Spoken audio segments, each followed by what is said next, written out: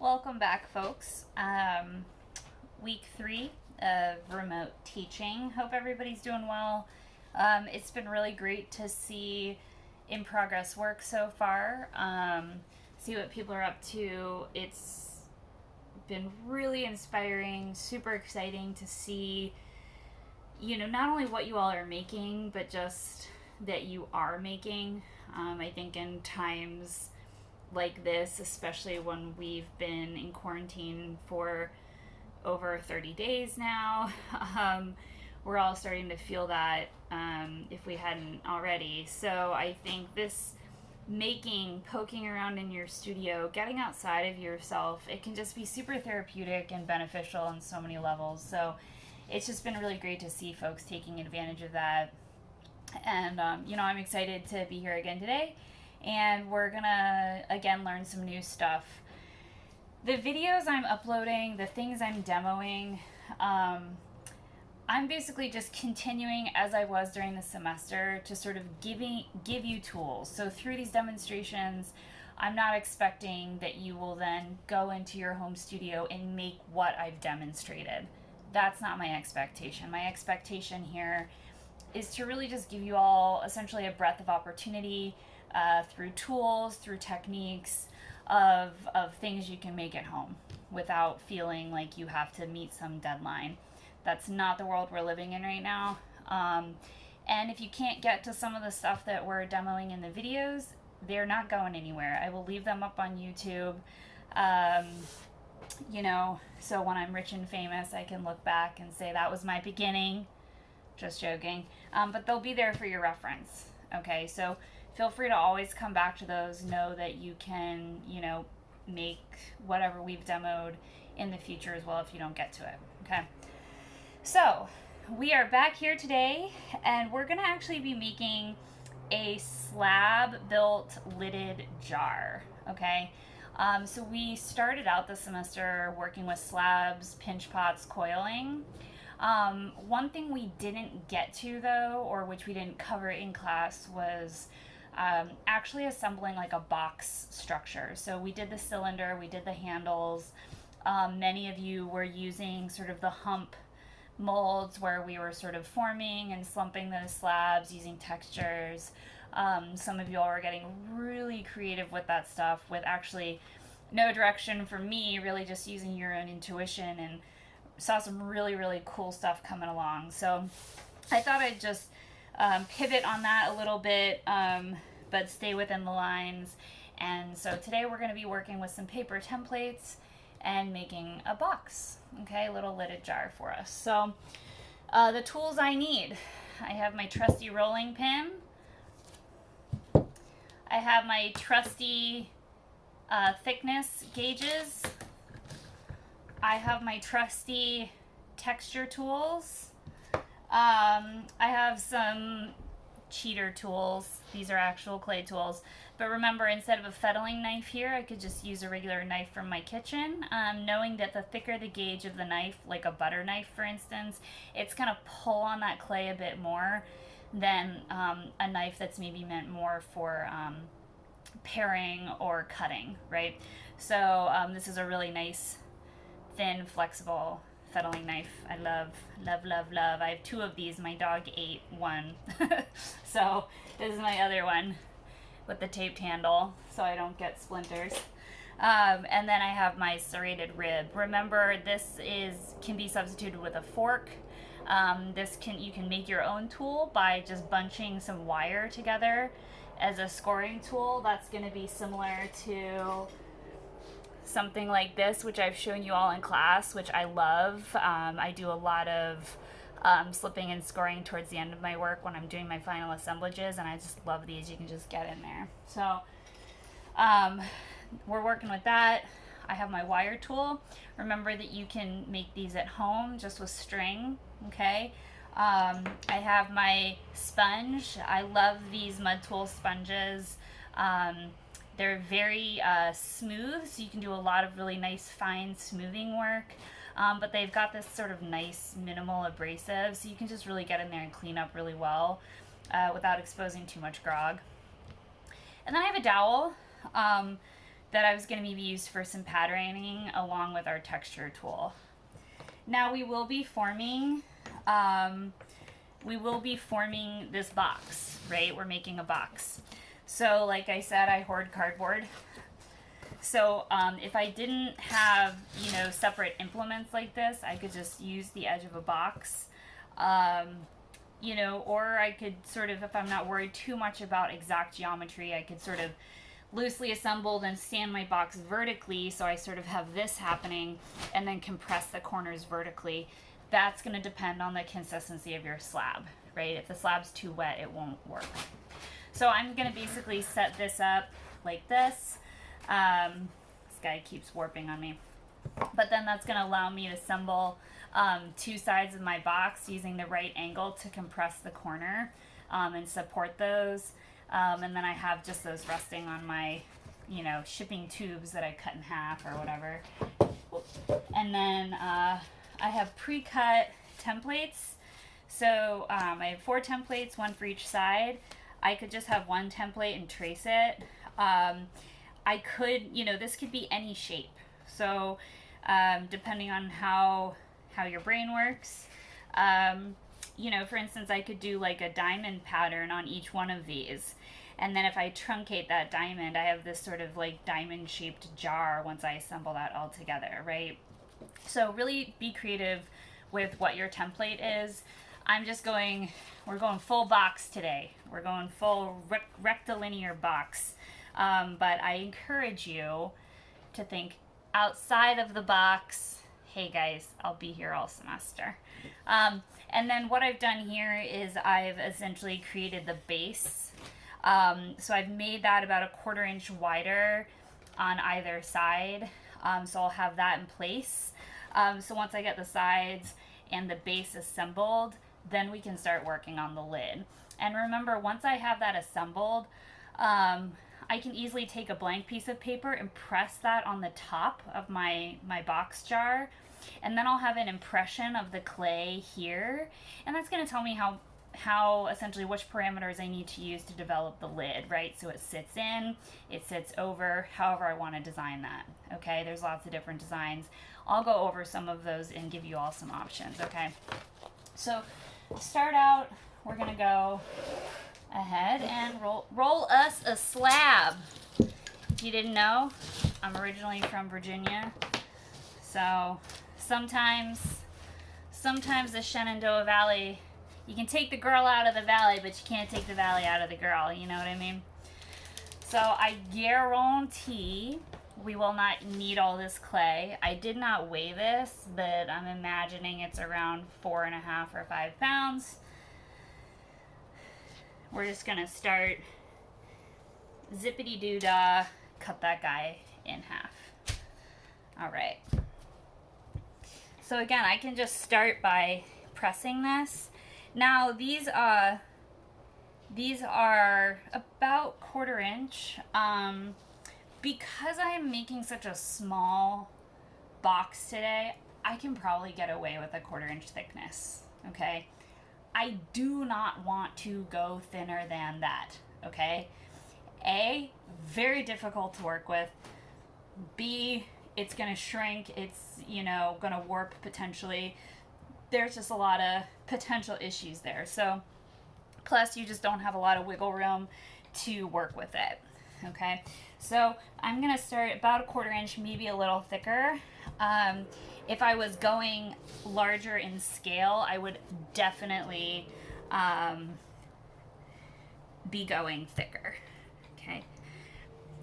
And remember, I can double up my hangers as well.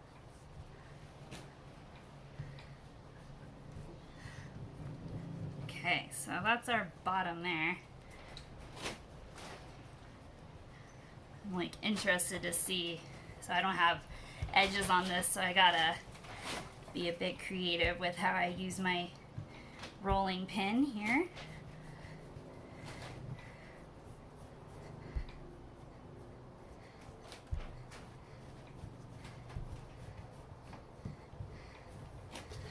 Okay. So you can see as my rolling pin gets, you know, wet, it's absorbing the moisture from the clay is gonna stick. Just sort of shake it off.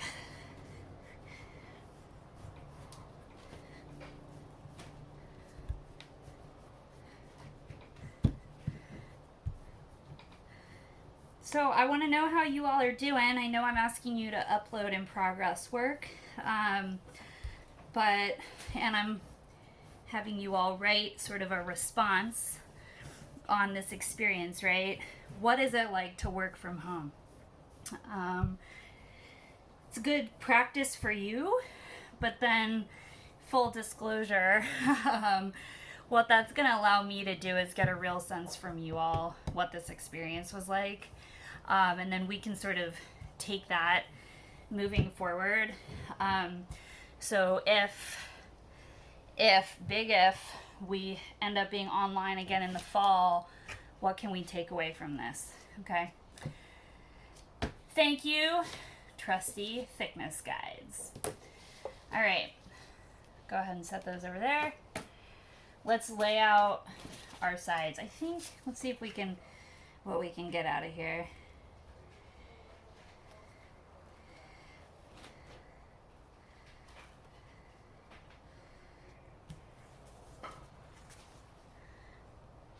So for this, I just went ahead and used, actually it's a underglaze crayon box as my template.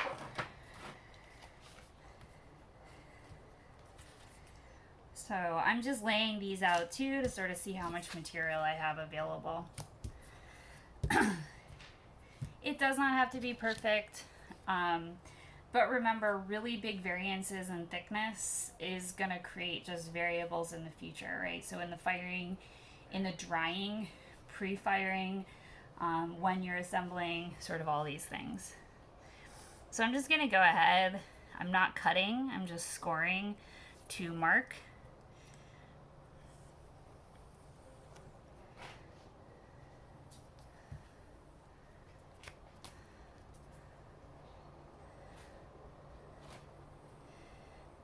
So I don't tend to use rulers. I used to use rulers a lot. Like I was, oh, this has to be 1.5 inches or, whatever, right? But now I just tend to sort of use forms and shapes that aren't precise but feel right.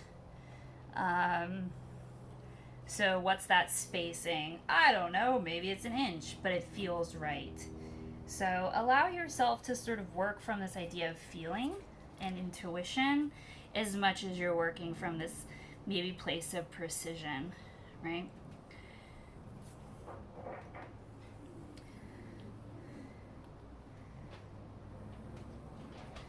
Okay, so that's good. We got all our sides out of one. So I'm going to start out by cutting these out. And so remember what we're going to do, if you remember this from our initial slab demo at the beginning of the semester, which seems like eons ago at this point, we will be mitering the long edges of this. That is, we will be using our knife at a 45-degree angle to then join at a miter. That is not a butt, right? So a butt is this versus 245s, okay? My hands are really great for explaining rectilinear geometry. That's what they were made for, I'm pretty sure. So I'm just cutting these out. Now, this is the clay I'm using today is the Reclaim, lovingly made by Kate and Callie. Thank you guys. We miss you. We appreciate everything you do for us. So just to give you all a sense, that's a pretty good thickness, and you can see it's relatively consistent. Just using my hangers, I'm actually really happy with that thickness.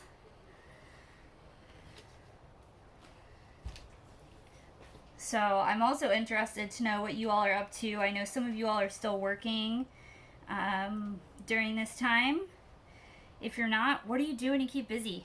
Are you gardening? Are you exercising? Are you doing all the yoga Are you making all the sourdough? I grew up with homemade bread in my house. We never bought bread, we just made bread. And part of that would be coming home to banana bread, just made. Or my mom used to make amazing cinnamon swirl bread. That was always a treat. So baking and baking bread has sort of always been something that we just do. And when you have old bananas, you just make banana bread or you make muffins or something, you know? So, but of course I looked up a recipe, and now on my news feed on Google, I now have like 40 new recipes for banana bread. Thank you, Google, and your amazing algorithms that make my life easy in a very creepy way. All right.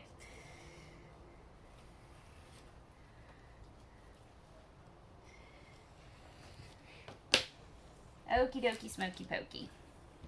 So there's easier ways to do that, but again, we're working in our home studio, right? That may be the way we can do it. We have no other options, all right? So I'm really lucky. This clay is a really nice consistency right now. Really happy with it. I'm gonna roll that maybe a little bit. No, it's okay. All right. So now I want to go ahead and start cutting these at miters. Remember how those are going to be assembled.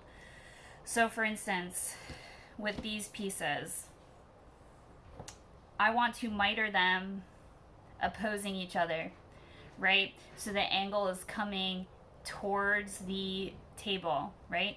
So then when I assemble them, that miter folds together, okay? It does not have to be precise. So a way I like to do it is kind of take my fettling knife, look at the corner and say, yep, that looks about right. And then continue at that angle. Okay, and then we have that nice mitered angle, right? I'm going to do that again on the other side.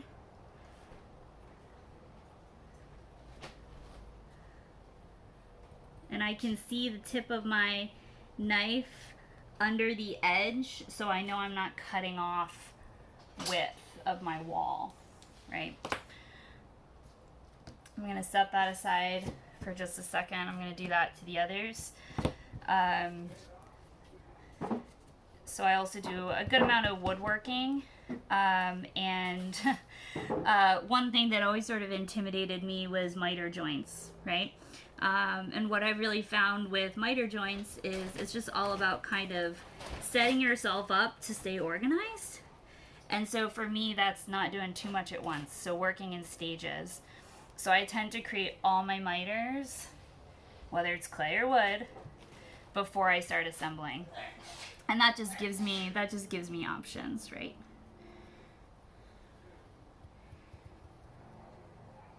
Notice I'm supporting that slab as I cut, so I'm not pulling that clay with me. Okay, so now we have mitered edges. Those will then fold together, all right? So I'm gonna grab my trusty slumps here.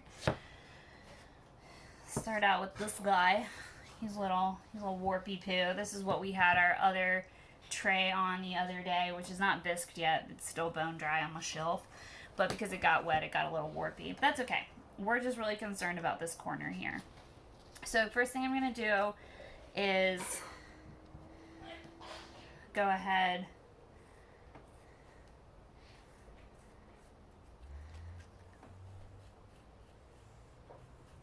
score. All right.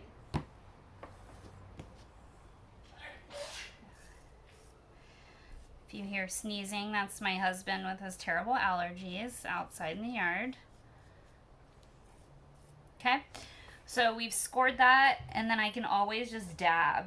One thing I found is if you add too much water, it's actually going to break down the clay. So if you remember how we make slip, we slake it down. That is, we let the water sort of take those particles and disperse them, making it more liquid. That's sometimes going to actually create a weaker joint for us. And so I'm just going to add minimal amount of water and let the moisture in the clay and the little addition there from my scoring kind of do the work. So I'm going to lay this right on my mold, so then that corner edge is exposed. And then I'm going to just sort of full palm this here and then slide that up, slide those up until we have a nice sort of even edge. And then I'm just going to work to compress those really lightly. So I'm sort of using my fingers like this, and I'm just pressing down ever so slightly and pinching. Pressing and pinching. Okay. Patting. Remember, clay loves compression. It's not so stoked on tension. Okay? So if this was not supported and I was letting these edges hang, that would be tension. It would be pulling at the joint I'm trying to compress. So I've extended the support here using this little tube to really create that support that's needed. I'm gonna go ahead and take my sponge. I could also take a wooden rib, and I'm just gonna compress that face of the clay a little bit. And then I can hold the opposite edge of that joint and press against it. Okay. That's just gonna smooth out the surface, and it's also, again, gonna compress that material.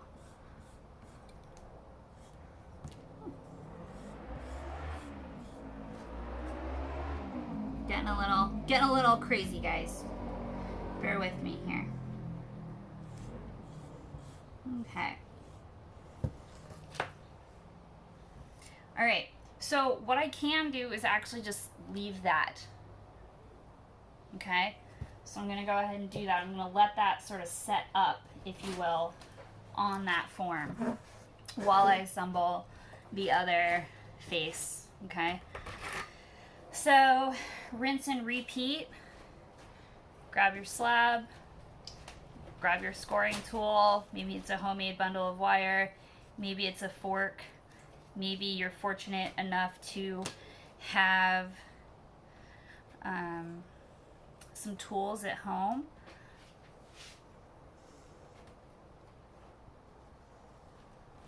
What's nice about the paper elements is the clay kind of sticks to it, so you can see there's nothing actually supporting this slab. Is just sort of on there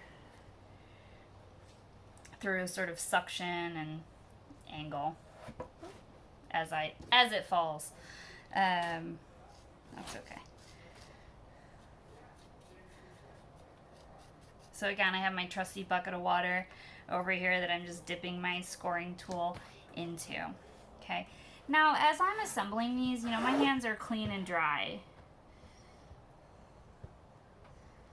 So, compressing, I'm pushing in, compressing, and then pinching and pushing.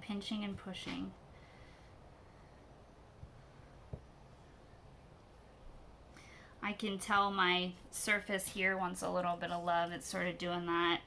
You just wedged me on canvas crackle. It's a very technical term.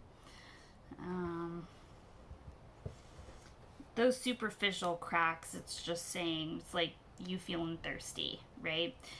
They should be addressed, but it's not going to compromise, for instance, the structure. So I used my rib on the last one to compress. I can use my sponge to compress as well. And I honestly, because of the work I make, when I'm assembling, I tend to just use my sponge for compression because I don't, I weave coils. That's kind of what I do. Whether it's wax or clay, that's sort of been my jam for the past 5 or 6 years. Okay, so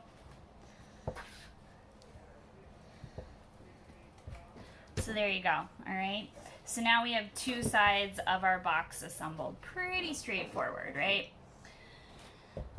So I can actually go ahead and lift this up, flip it over, wiggle my little support out, and then what's nice is I can actually throw that back in the support and I can compress from the inside. Okay. Sometimes, just like when we were assembling, for instance, our cylinder onto the base, we need to sort of do a backfill, which is essentially just add in a coil. And I can tell on this piece that that'll be necessary. So, just gonna roll a thin, sort of small coil here. I don't wanna add like bulk or mass to my work. I'm really just looking for some sort of structural integrity here.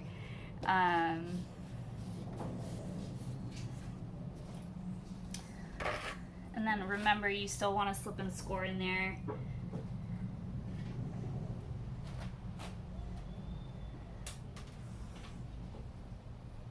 Okay, do a little bit of love on that coil as well. Remember, we're locking those in.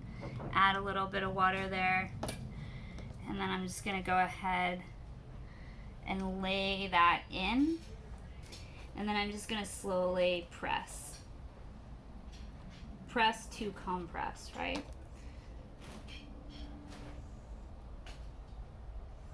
I'm still supporting the outer edge here as I'm doing that. And if I start from the center, this is a good trick. If I start from the center and work out to one end, I will sort of push excess clay out of the way. And if I work to assemble from one end to the other, I'm sort of pushing it in a way that's not as productive. So I'm just going to go in there and just cleaning that up.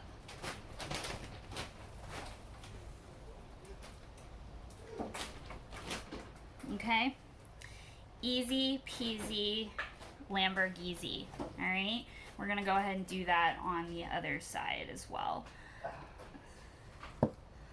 Move that out of the way and bring our second side over and flip that over.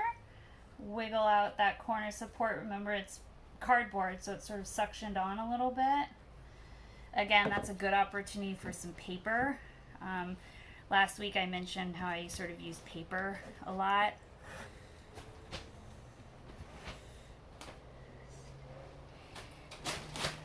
Roll us up another coil here. You stay. I probably could have cut a slightly less aggressive miter angle, and that would have really probably prevented me from having to do as much backfill. Regardless, especially if this is going to be a functional item, I would do this really regardless of what that miter angle was. I would do a minimal amount of backfill. This is one of those moments I'm sort of destroying the inside here because I'm not being super careful. This is what I love this tool for. You can just get in there and score super easily. Okay, go ahead and give that guy some love. Get some love back in there. By love, I mean scoring and slipping. Okay, so I'm holding the outer edge. I'm sort of pushing downward with this hand a little bit to continue to compress. I'm going to start by pressing in the center of my coil, working out to one edge, and then I can just tear off that excess, and I'm going to do the same, working out towards the other edge.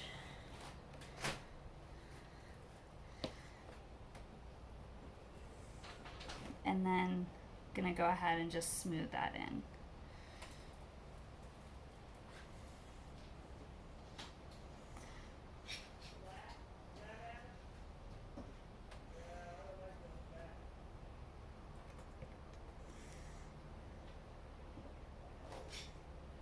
Okay, so now that I have that kind of set, I can even come back in with my sponge if I want, recompress, clean any schmutzies up.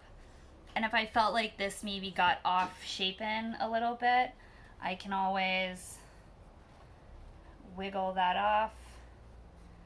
Come on. There we go. And throw it back on to let it dry. Okay? So we're going to let that kind of set up for a second. And then we'll come back in just a little bit and sort of get this guy going and get a lid on there. Okay? Okay. So we've let these set up a little bit. So what we're going to do, you can see I popped them off the mold. And now they're just standing vertically on their own, which is nice. I'm going to go ahead and miter these corners. Now again, my brain on miters, not the best, right? So I have to actually put this together. I use my knife to mark the angle of the corners so they will match up. What I want here is I want the sort of sharper edge of that miter to be out, and I would want what we may consider like the shoulder of the miter to be on the inside, okay? So I went ahead and just marked that for myself, and I'm just gonna go ahead and support those walls as I cut those miters. And again, I have a fettling knife, which means I can sort of do this very easily. If you don't have like a good tool for that, I would suggest just cutting all your miters before you even start, basically.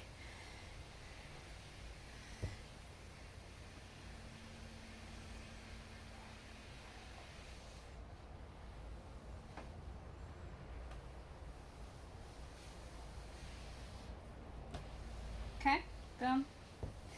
One more side. I have to turn it so I can sort of get the right approach here. Notice I'm holding the whole side as I'm going down,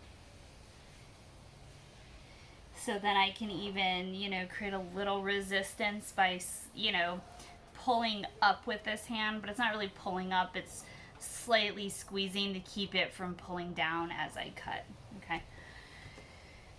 So when I move this, I can sort of grab that whole inside, and then you can see as we put those corners together, they match up really nicely, okay? So I'm gonna go ahead and slip and score all edges here.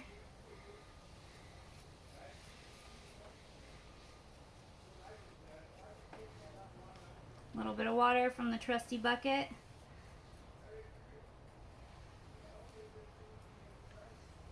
Okay.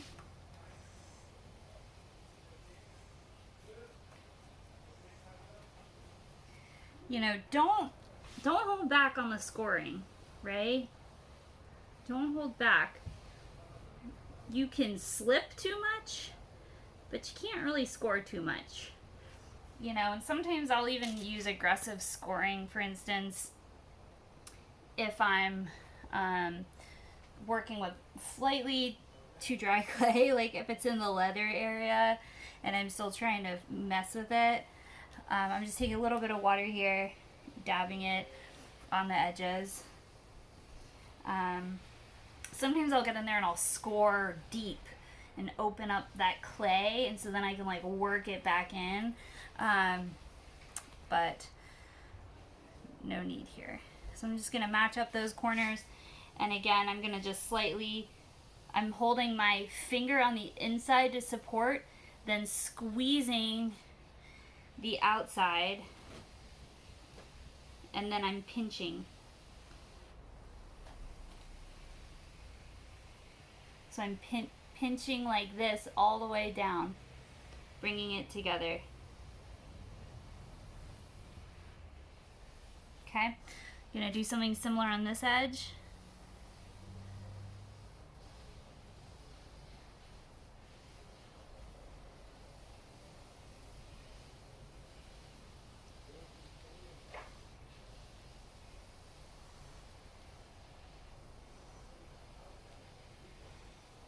Compressing, pinching, from the inside, smoothing but supporting it from the inside as I smooth from the outside.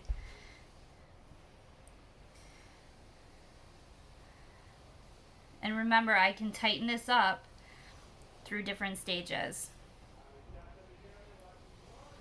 Okay.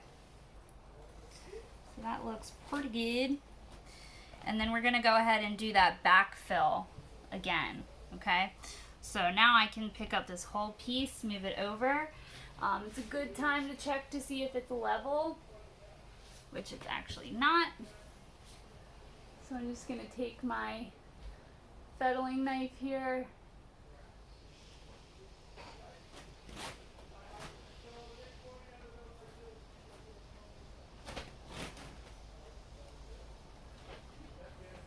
Sort of cut off the majority of what's not level.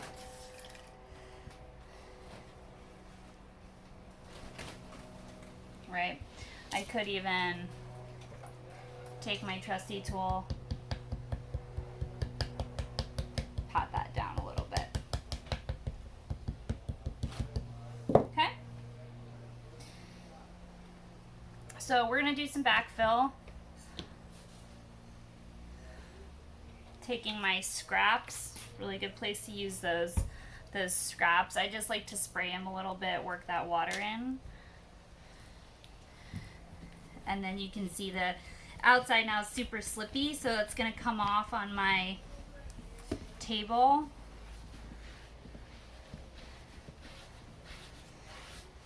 I'm gonna go ahead and cut this in half, because these are thicker than what I need and about as long as I need them. So that means I'm going to get a little bit more length, making it a little thinner.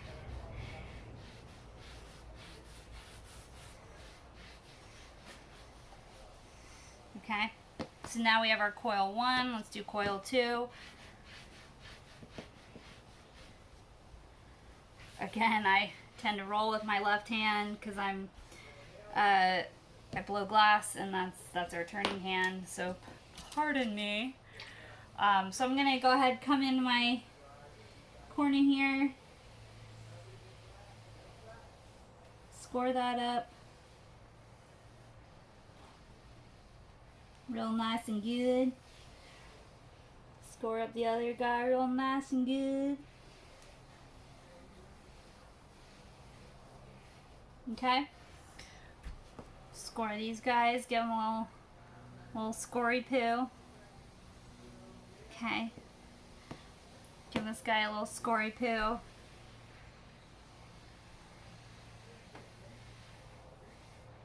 Okay. Give a little water. Okay. Now what I'm going to do is I'm actually going to put this coil all the way to the base of the inside. Let's move this box a little so you guys can see it. I'm going to put this all the way down to the base of the inside. Now, because I can still get access, I'm going to just let that coil kind of hang. I'm going to support the outside corner, and I'm going to press. So I'm actually pressing in and down as I work up. In and down, in and down, in and down, in and down, as I squeeze the exterior corner. So as I press in and down, I'm pushing that clay in and working it down. And then I can then just cut off that excess. Okay.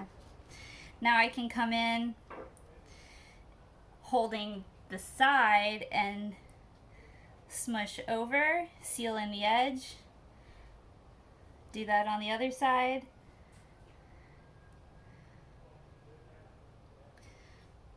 Okay.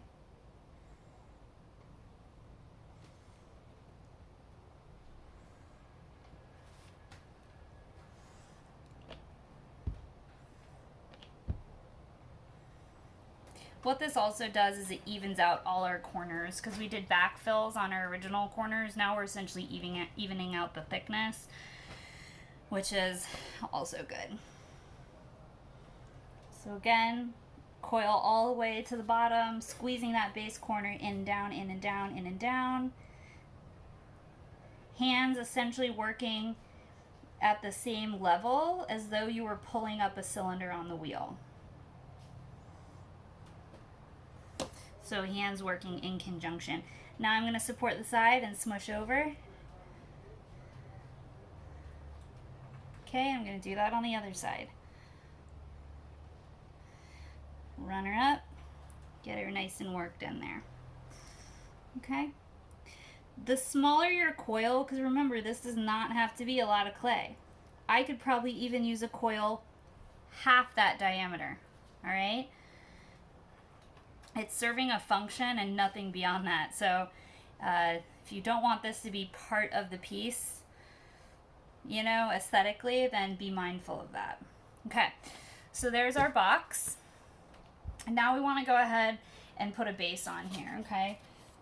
So I have my base mold here. And I pre-rolled a slab.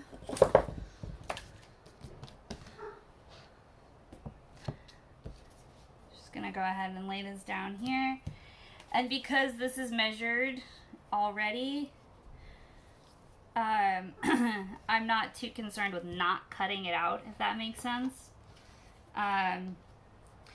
You know, if I wanted to still size this, or if I made it extra large, I would, you know, want to accommodate whatever I was expecting to do with that.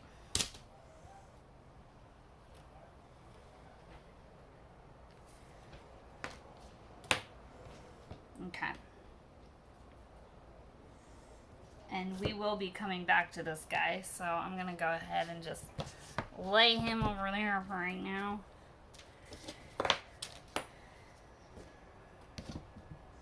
So one thing I can do is go ahead and plop my jar on the base that I made, okay? And then I can just go ahead and make a score mark, right? So I'm not cutting through. I'm just scoring with my fettling knife so then I know where to slip and score. I can even do some interior markings.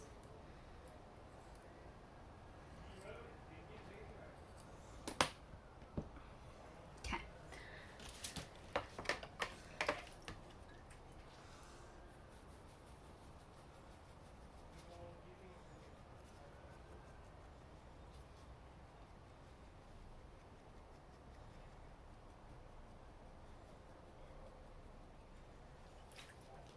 Go in the opposite direction. Remember, it's like sort of cross hatching.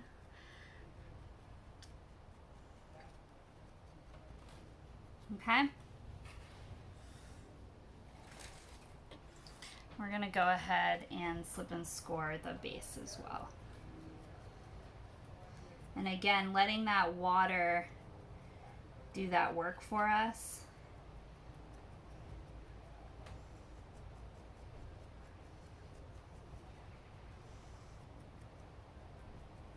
Okay. Little dibby dibby dabby dabby do la la la la. Okay. Dry the hands off. Grab it from the base, the old flipperoo. And then remember, don't stand on that dance floor. You gotta wiggle, right? Go ahead and compress. Compress.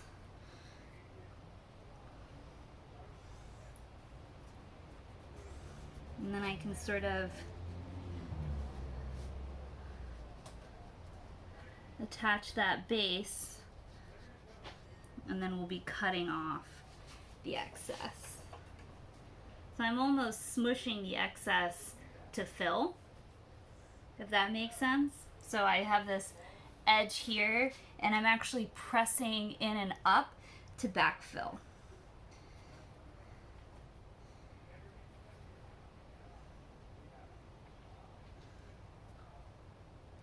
I'm going to go ahead and work that in. Okay. And you just cut it off. Now maybe I'm like, you know what? I'm digging this. Leave it. Maybe I want to put some texture there. Great. For me, I'm just going to go ahead and make a box today. I know, guys. What's it come to? Mary Catherine's just making a box. Now what's great about these sort of strips now that we're cutting is these can be very easily rolled into coils for any infill or backfill that we would need at the base from the inside. But because that looks pretty good, our clay is pretty wet, I'm just gonna come on the inside and press that wall down while compressing the exterior wall up. So I'm sort of doing this action.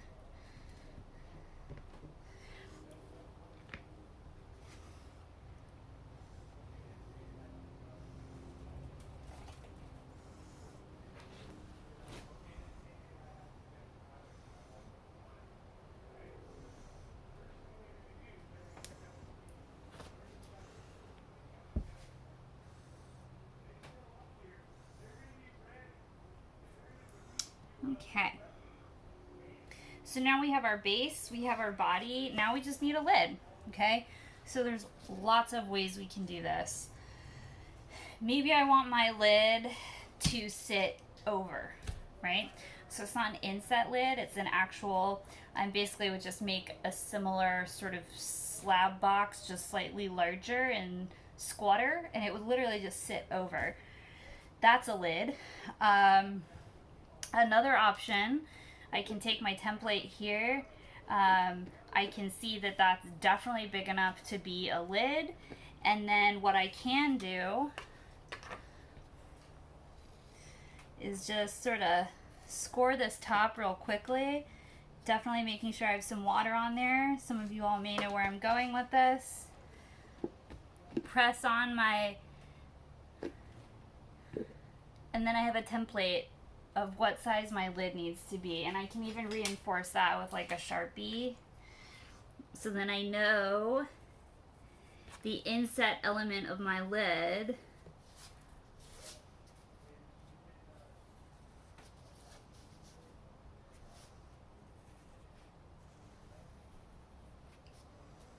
needs to be that big, right? And then the sort of resting element could sort of be about that big. All right, so what we're gonna do is we're gonna go ahead and cut those and assemble those. So again, grab my trusty slab. I'm gonna cut off these edges here. Okay. Some of you are watching me right now and saying, Mary Catherine, that's not how you pick a slab up. And I would completely agree. So I'm gonna make this guy a little bigger than the template here.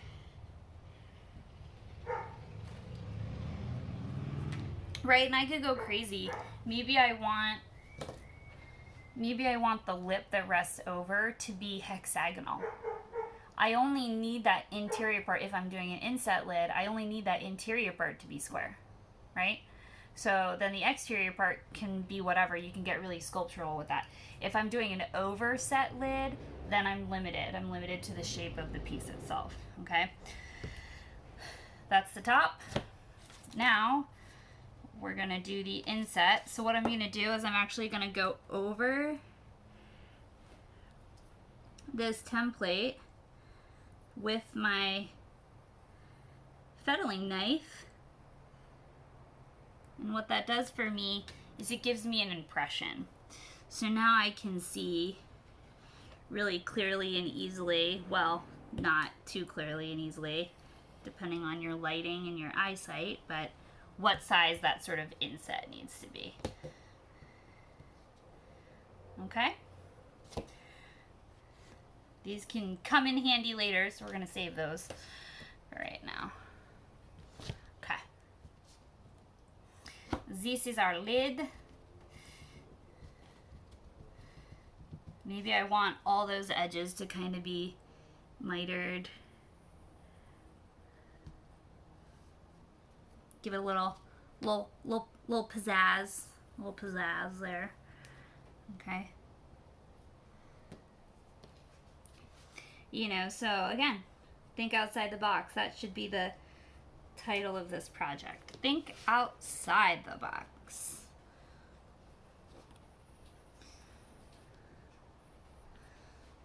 Okay, so added a little sort of design feature there, so when I rest that, the miters will be lifting from the jar, and I like that.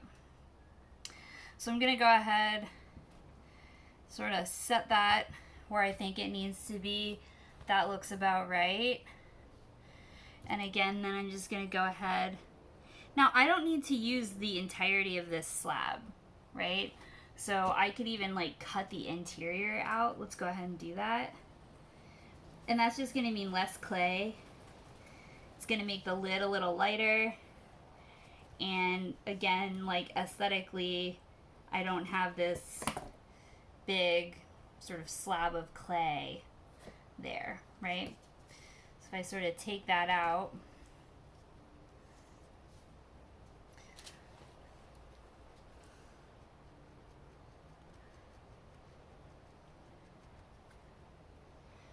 trusty bucket.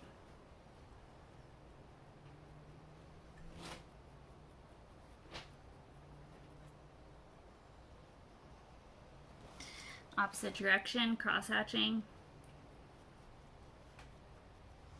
Trusty bucket. Okay, and do the same thing on the other side.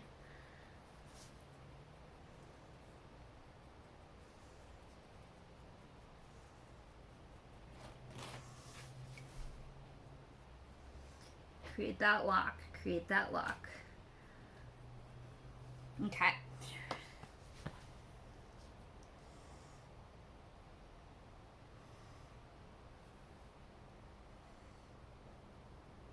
Give it the wiggle. Don't stand on that dance floor. And I'm holding the outside here because that's what's gonna fit in my lid. So I wanna make sure that that sort of dimension stays intact as I compress, right? I can use tools for this. I can grab my rib, holding that in place. Okay. Got that really nice on there. Grab the trusty sponge here. Love these sponges. I have one for my red clays and one for my white clays. I love them so much.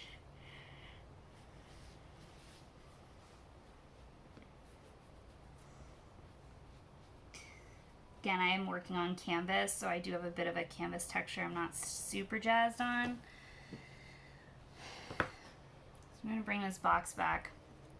Let's put some texture on this, okay? So I've got my trusty texture tool. I'm gonna support the inside here as I just press and sort of get a nice impression. I'm gonna do that on either side.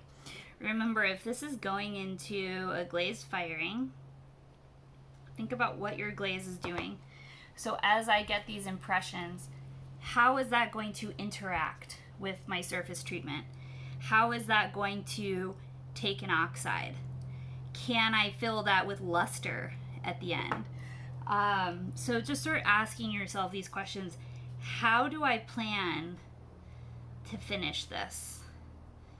Okay, so just some really simple textures there on each side. I'm actually gonna smooth that out. I scored that to get my registration. I don't want it to stick. Okay.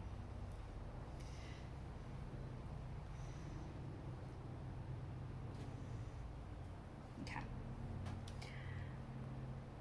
So what I'm gonna do before I plop that guy on is let that sort of set up a little bit. Get rid of some of that canvas texture.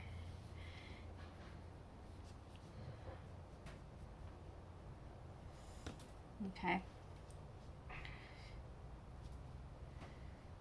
So I would traditionally let this rest, but because we're sort of getting to an hour, I think that's a lot for you all to manage. I'm gonna go ahead and get a little knobby on this guy.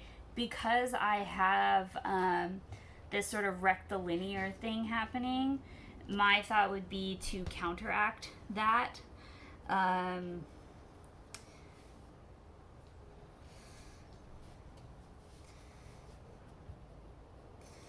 through maybe a different form. So I'm just using some of the cutoff I have. And so I essentially just took that interior square shape. I just cut the end off. And then what I'm going to do is I'm actually just going to go ahead and twist that. So then it's actually going to be married to my fingers, which is really nice. And then that's going to mean that, you know, when I go to pick it up, it's going to feel really natural, which whenever I go to pick up a jar, it's always kind of like, what's that feel like? So now I've just kind of got this little finial thing. I'm going to go ahead, score the base of that, give it a little sort of registration there. Score that area. Maybe before I get too far, I want to kind of texture the edges. And remember, you can always roll your entire slab to be textured before you assemble anything. Okay, wiggle that on. Now I do have a hollow interior where I cut that frame out, so I'm going to support that as I sort of wiggle that on.